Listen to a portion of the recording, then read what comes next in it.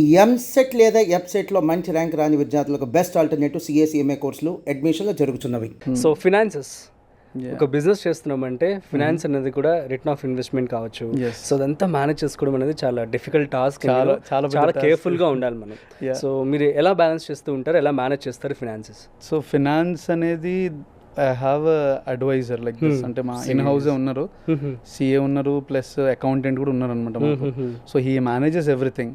So నాకేంటంటే I couldn't take lot of pressure. It will be like ఇప్పుడు ఇక్కడ కూర్చున్నప్పుడు కూడా నాకు టెన్షన్ ఏముంటుంది అంటే ఒక సోఫా డెలివరీ అవుతుండొచ్చు. అవునా? నా టెన్షన్ అంటే ఒక 2-3 సోఫాస్ ఇప్పుడు వెళ్ళిపోయి ఉంటుంది ఆల్రెడీ యూనిట్ కింద. So I couldn't take that pressure.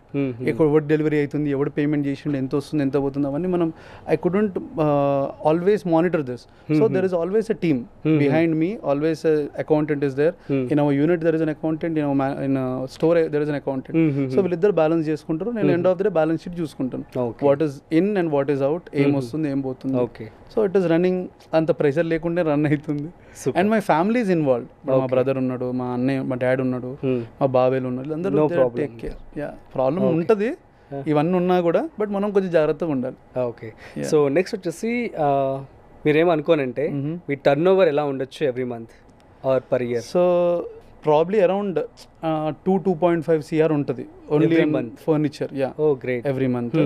So దాంట్లో ఏమవుతుందంటే ప్రాబ్లం టర్న్ ఓవర్లో ఇట్ ఈస్ ఆల్ అబౌట్, దాంట్లోనే లాట్ ఆఫ్ మిక్చర్స్ ఉంటాయి, సాలరీస్ ఉంటాయి, రెంటల్, ఇవన్నీ ఉంటాయి కదా దాంట్లోనే. So people think I get all this money. So this is just in the out of this I have a profit of 10 to 15%. It is openly told. Ante 10 to 15%. That's my margin. That's antakante reach కాలేదు sir, అంతకంటే we cannot take more than that amount. So అక్కడ problem ఏమవుతుందంటే అంతకంటే ఎక్కువ డబ్బులు తీసుకున్నా కూడా, అంటే యూజువల్గా ప్రతి బిజినెస్కి యావరేజ్గా 30 to 40% అనేది 30-40 బిజినెస్లో. మళ్ళీ ఇప్పుడు దీంట్లో ఇవన్నీ వస్తాయి కదా, సాలరీస్ వస్తాయి, ఇవన్నీ మళ్ళీ రెంటల్స్ వస్తాయి, ఇవన్నీ యాడ్-ఆన్స్ ఉంటాయి కదా. సో ప్లస్ ఆర్ మైనస్ క్యాల్కులేషన్లో overall I'll get whatever 10% to 15% profit. దాంట్లో మైనస్ ఏమొస్తుంది అంటే వేస్టేజ్ ఉంటుంది, అంటే there is lot of drama in that again. అవునా? ట్యాక్సెస్ ఉంటాయి, ఇవన్నీ కట్టాలి కదా. So people think we don't pay taxes, we pay taxes. Okay, we have to pay taxes లేకుండా నడవలేము సార్ ఇంత పెద్ద. సో మరి నెట్వర్త్ బీకేపీ హోమ్స్ ఎంత అంటే? నెట్వర్త్ ఆల్మోస్ట్ ఉండొచ్చు ఒక 15 CR దాకా ఉండొచ్చు, 15 కోట్లు ఉండొచ్చు.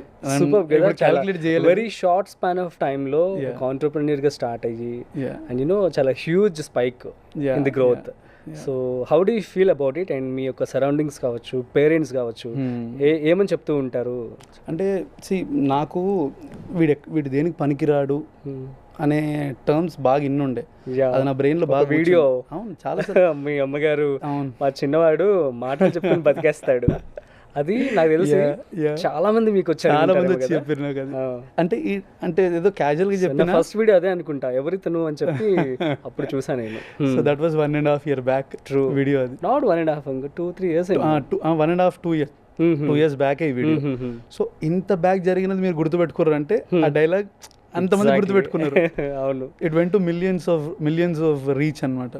సో జనాలు వచ్చి నన్ను అడుగుతుండే, మీ చిన్నోడు అంటే చిన్నోడు అందరూ కనెక్ట్ అయిపోయారు. చాలా మంది ఇప్పుడు ఫెయిలియర్ చాలా మంది ఉంటారు సార్, వాళ్ళందరూ కనెక్ట్ అయ్యారు అనమాట దానికి. సరే నేను కూడా ఇదే సంబంధించిందే కదా, నేను కూడా చిన్నోడే కదా ఇంట్లో, సో మదర్ కూడా ఇట్లనే మాట్లాడతారు కదా, వీడు రియలిస్టిక్ గానే ఉన్నాడు అని అక్కడ కనెక్ట్ అయ్యారు అనమాట. సో అక్కడ నేను ఏమంటారు దాన్ని వచ్చి నాతో share, like number of people shared with me, like as you remember, still no people remember this dialogue. Yeah, so same నేను కూడా అట్లా అలా అంటూ ఉంటే ఎవరైనా కంపేర్ చేసుకుని చెప్తూ ఉంటారేమో కదా. నన్ను చాలా మంది ఇప్పుడు మేము ఫంక్షన్స్కి వెళ్ళినా కూడా 10th ఫెయిల్ అయిన ఉండే. సో 10th ఫెయిల్ అయినప్పుడు నాకు ఏమనిపించింది అంటే నాకు తెలిసిన విషయము మా చుట్టుముట్టు అందరు తెలిసిపోయింది. అండ్ మై ఫాదర్, మా మదర్ ఫేస్ చూపిలేరు కదా, ఎట్లుంటుంది ఫెయిల్ అయినప్పుడు. ఆబ్వియస్లీ నంబర్ ఆఫ్ పొడుస్తుంటారు ఇంకించి, మీవాడు ఏమైంది ఫెయిల్ అయినా తెలిసి పెట్టండి ఫెయిల్ అవుతాడని అంట. సో అప్పుడు దెన్ నాకు బాధ 10th ఫెయిల్ అయినాను కాదు, బాధ ఏంటంటే అక్కడ మెయిన్గా నేను 10th ఫెయిల్ అయినా అందరికి తెలిసిందని. నాకు ఎట్లా తెలిసి నేను ఫెయిల్ అయ్యి, బికాజ్ మనం రాసే సబ్జెక్ట్ మనకు తెలుసు కదా. సో దాని తర్వాత అందరికి తెలిసిందనే బాధ. దాని తర్వాత అంటే దాని తర్వాత ఇంకొకటి మనం పట్టించుకోలేడు, అందరు తెలిసిపోయింది దట్ వీడేం చేయలేడు లైఫ్లో అని అనుకుంటాడు. మనం అప్పుడు కొడితే దాని ఫీలింగ్ బాగుంటుంది. Nobody will talk about me, nobody will dare to talk about me because everybody respect me. అంటే ఆ కన్సర్న్తో అరే బానగాడు అరే బాగానే ఎదిగిండ్రు రైడని చూస్తారు. ఎవ్వడు అరే వీడు ఏమంటారు ఏదో చేసినా అనుకో బాగానే ఎదిగిండు కదా రైడు. మా relatives will be very happy when I go to functions. Okay, yeah మా రిలేటివ్స్ని అడుగుతారు ఈయన ఎట్లా తెలుసు మీకు అని. So that's where the relations. ఇప్పుడు no everything is good. So మీ పేరెంట్స్ ఎలా ఫీల్ అవుతూ ఉంటారు మిమ్మల్ని చూసి? పేరెంట్స్ చెప్తే బాగుంటారు.